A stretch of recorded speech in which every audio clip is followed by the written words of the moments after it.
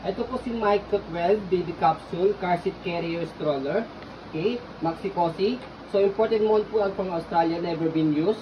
Okay, from newborn up to 12 years old. And then may kasama na po siyang base. Okay, so color black po ito. Ayan. So may kasama po siyang tag. And then meron na rin po siyang kasamang canopy installation. Okay, madali lang naman po ang paglagay ng installation ng canopy. So ito po yung details po niya one by one. So ito po yung pinaka carrier car seat po natin. Ito po yung pinaka handle po niya. Ang ganda ng handle niya, leather, Maxi Cosi. Ang ganda ng pagka color black po nito, full canopy, ganyan po siya. Okay, so pwede rin siyang ganyan. Okay, so ito extension canopy, pwede niyo pong pasok sa loob. Ayan, okay. So ito po yung headrest po niya. Ito po yung infant insert. Ayan. Okay.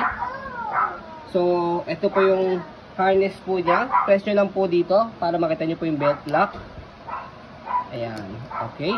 So para may adjust po yung harness po yan, makikita po ninyo rito, ilulus nyo po dito. I-press nyo po ito. Okay. Para po sa take nyo po yan. Ayan. Okay. So yan. Okay, so kung sisikipan po ninyo ito, hatakin nyo lang po siya.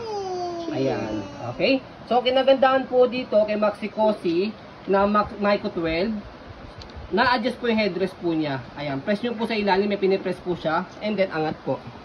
Ayan. So kapag ka po 1 year old na si baby, ayan, nahabaan pa po siya. Ayan, okay. So pwede rin siyang carrier as you can see. Rocker. Ay, rocker. Ayan, manual rocker. Okay. So, ayan po yung body frame po niya. Okay. Ayan. Manual pala dito. So, ito po yung pinaka-manual niya. Hindi na po namin tinanggal. Ayan. Okay. So, installation po niya. Makikita nyo po rin dito kung paano siya gamitin. Kung bibili kayo ng car seat, ng stroller po nito, meron din po siya. As you can see, yan. Maxi Cosi din. Okay.